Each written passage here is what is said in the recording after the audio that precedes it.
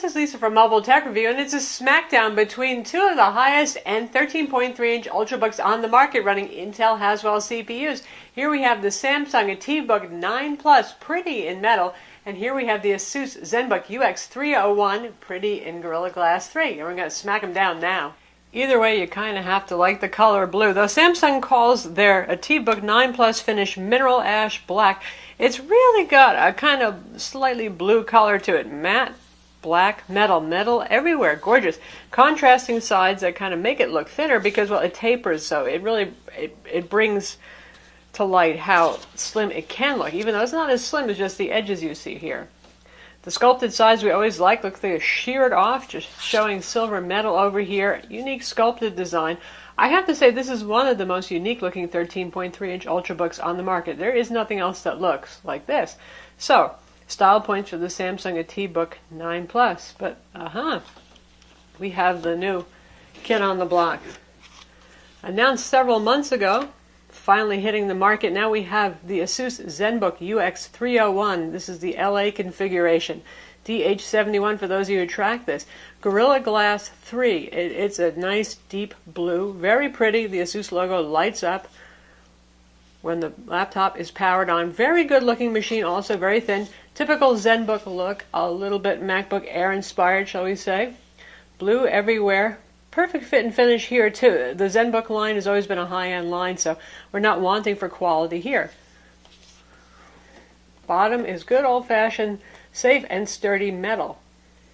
So either way, you're getting a nice machine. It depends on which looks you prefer, and it depends how you feel about Gorilla Glass 3, which is very pretty. It's supposed to be shatter-resistant, scratch-resistant. Asus has a video of them taking a knife and a fork and a screwdriver and scissors to it, and it does just fine, versus the metal. Now, one thing that can happen is if something smashes into the lid, I'm sure it would probably crack. I am not going to test that, but it is a possibility, and some of you may worry about that. But something like our Samsung, well, it's metal. You may be able to scratch this, but it's not going to crack.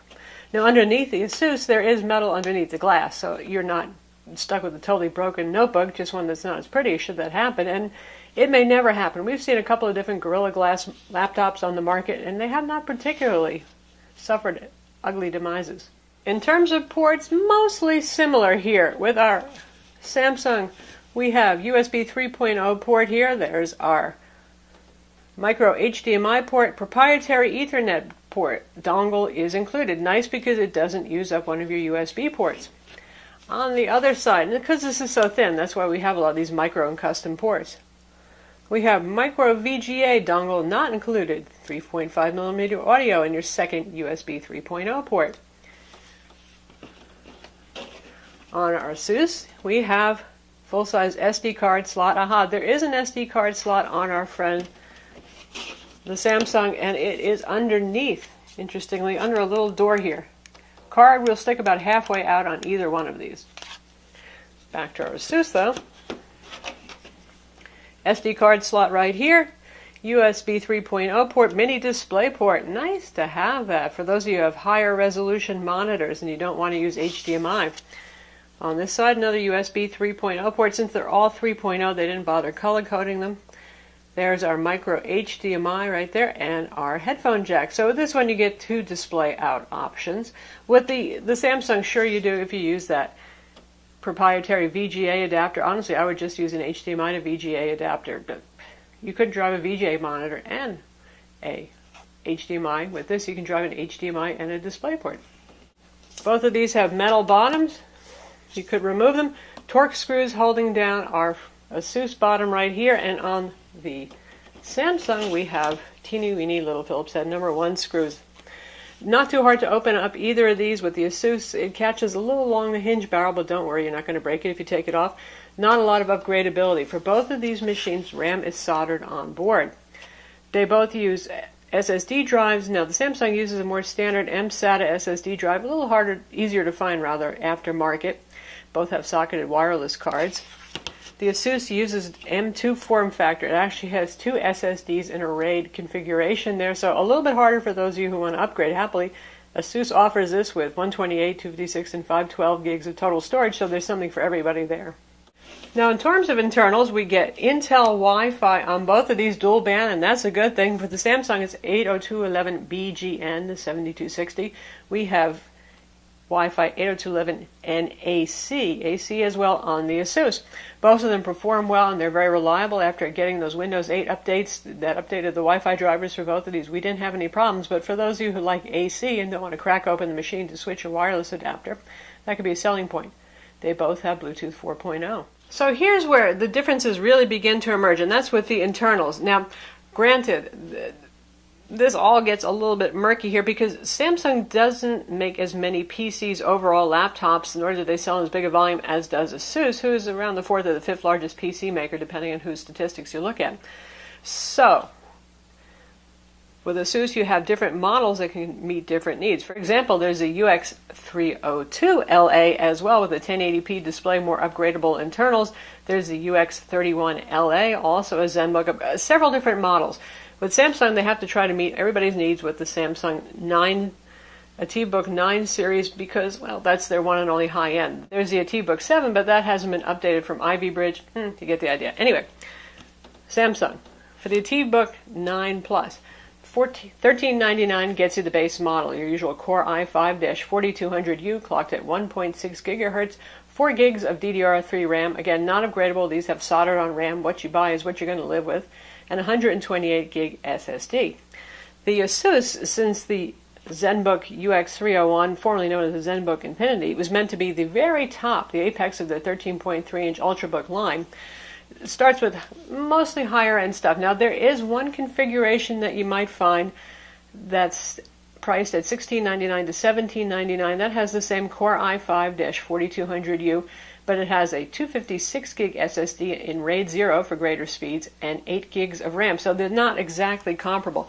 With the Samsung, the closest you get is the next step up that finally started shipping, which is the Core i7-4500U, just a little bit faster. The CPU is not so significant. 8 gigs of RAM, 256 gig SSD, also $1799. But the model that we're looking at with the Asus is the more interesting, the one that Asus I think really wants to promote. And this has some more special internals in it, faster, much faster. So for those of you who need performance, the Asus is really going to pull ahead for your buying choice. 2.8 gigahertz Intel Core i7-4558U. That is a 28 watt CPU versus the 15 watt standard Ultrabook CPUs in the Samsung. So about 20% more performance there. It also has Intel Iris 5100 graphics rather than the usual Intel HD 4400 graphics used in all of the ATIV 9 Pluses. So for horsepower, it's an easy winner for the Asus. Now that configuration is going to cost you $1,900 to $1,999, so you're going to pay about $200 extra for that additional boost. Inside of these guys, best of the best, once again, very high resolution displays. At 13.3 inches, honestly, they have an insane number of pixels. I wouldn't say that going from the Sharp IGZO panel here with 2560 by 1440 resolution to the Samsung made 3200 by 1800 pixel display really is going to make that much of a difference to you. It's already almost too many pixels for a 13.3 inch, where 1920 by 1080 has become the standard for the mid to high end machines. So raving pixel density on either of these. I find with the Samsung, I run at 200% for display zoom in Windows settings, and that makes it equivalent to 1600 by 900 for what you can see on screen, and I do 150% on the Asus with the Sharp IGZO display.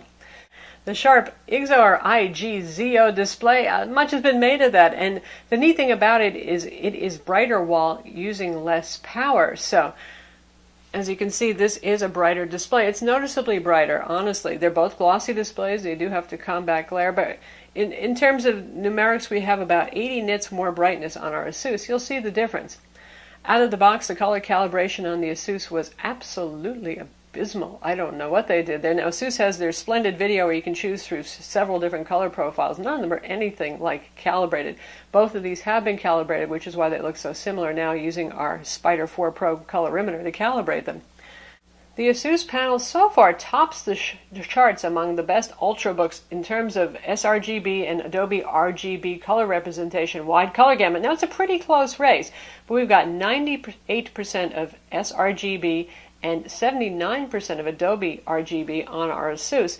Now, our Samsung is also pretty good. We got 95% of sRGB and 75% of Adobe RGB, so pretty close.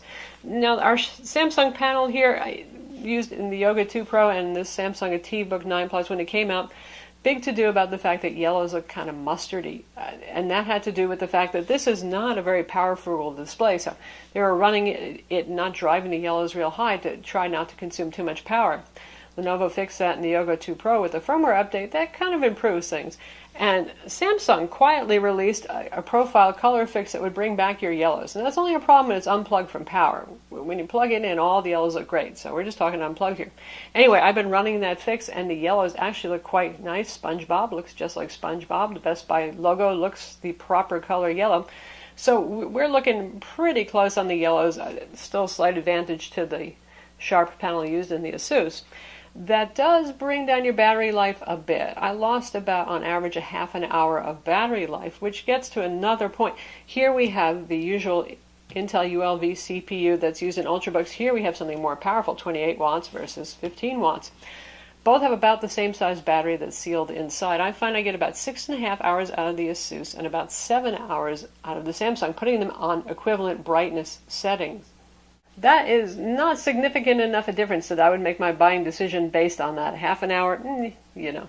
And you can also do things, since the Asus is so, relatively speaking, for a 13-inch Ultrabook, gosh darn powerful, you can run that on a reduced energy power profile if you're just doing word processing and web browsing and extend your battery run times. That's just using the equivalent of the balanced power profile in both of these guys. They both have backlit keyboards. They both have large glass trackpads, and they both have very good trackpads. They're equally as good, honestly, and they're some of the better ones on the market. With the Samsung, we have a metal wrist rest. We have metal everything. With the Asus, though it might not look like it, this is what they call ceramicized Gorilla Glass 3. It feels really nice and silky, sort of like a trackpad surface. Again, it's your preference. Visually, you can't really tell that it's glass, but it feels kind of nice. When it comes to keyboards, I think that the Samsung is a little bit nicer looking. They really did a job with their chiclet style sculpted keyboard, and it has the neatest light blue pleasing backlighting. But key travel with Samsung, they're notorious for that. It's very short. It's kind of punishing on your fingertips and your knuckle joints. I find that I type pretty well despite that, but not as well as I type on the Asus, which may not look quite as pretty and ritzy, but oh, it does a nice job when it comes to typing. Both have backlighting, as you can see here. The Asus is on at the moment. Standard white backlighting on the Asus. So I give the typing edge certainly to the Asus. I make fewer mistakes with that one. When it comes to speakers, well, the Samsung has some of the best speakers on the market. 2-watt speakers on both of these guys, but more bass, more rich sounding on the Samsung. They're both pretty loud as Ultrabooks go. No problem there, but more full sounding on the Samsung. For those of you who really like to tilt your notebook back, the Samsung, like some Lenovo's, does the flat thing. I don't know if you find a use for that. Maybe you do, but you can go that far back if you need to. With our Asus, we can go this far back, which is pretty darn far back, but there's a lip that rolls over here. It's curved, so it doesn't poke your legs or anything like that, but so that's as far back as we can go. For those of you who crave flat for whatever reason, keep that in mind. When it comes to bloatware, they each have their share. Neither of these companies is innocent. We have things like Music Maker Jam, Wild, Tangent Games, and some of these are just web shortcuts. Here we have Bitcasa, and Samsung likes to make a whole bunch of S programs. Just like they have S apps for Samsung Galaxy phones, we have S Photo Studio, for example. Those things are loaded here. Samsung SideSync to try to make it easier to sync with your Samsung phone. All that stuff, you can remove it. It's not the end of the world. They're not that laden with bloatware that I would complain about either of them too much. Now, when it comes to gaming, these can handle casual games fine, less demanding games. Civ 5 plays fine, even at full HD resolution. If you want to play more challenging games like Skyrim that we have running over here, even a little Battlefield 4 at low settings and lower resolutions, mind you, if you watch our gaming demo video of the Asus, we played Bioshock Infinite even, you want the Asus. It has the Intel Iris 5100 graphics and that significantly faster CPU. So anything short of something with dedicated graphics. Now, Asus does make the Asus Zenbook UX301 which really I haven't seen for sale in this country yet. That has low-end dedicated graphics. Other than that, something with 5100 graphics, and there are very few in the 13-inch class, would be a good choice. The Asus is going to be the winner for more demanding games. Again, for casual games and older games, you do find it on the Samsung as well. When it comes to fan, right now we've got this game running, and you probably can't hear the fan over my voice at all because it uses twin fan cooling, and it's quite cool. Does not get too hot to the touch, does not get roaringly loud. Of course, if you're playing a game like Skyrim, the fan will come on, you will hear it, but it's not obnoxious. Same thing is true of the Samsung. They also use a twin fan cooling design, which might seem overkill, but it's part of that high-end shtick that you're going to get here with a higher end machine. It just makes for more efficient, quieter cooling. Instead of one fan going, you have just that low, quiet hum if and when the fan ever needs to come on. With both of these, if you're doing something like word processing, social networking, even streaming HD video, you're not going to hear the fans. So who are these laptops for? Both of these touchscreen laptops, by the way, with 10 points of multi-touch. Well, they're obviously for the more well-heeled buyer, or for those of you who want something high-end and don't upgrade very often. So what you get, you want it to be the best that you can get at the time. Neither of them is cheap. Again, the Samsung goes from $1,400 up to $1,800. The Asus is around $1,600, $1,700, all the way up to $2,200 if you want a 512 gig SSD. The version we have here is around $1,900 to $1,999. So both of these are for those of you who really want to spend that kind of money on a machine and you want the best that you can get in an Ultrabook in terms of design, fit and finish, materials, good backlit keyboards, good wireless with our dual-band Intel Wi-Fi, better than HD displays here on both of these machines. You're going to get more pixels and you know what to do with, especially given how Windows 8 and 8.1 handles scaling.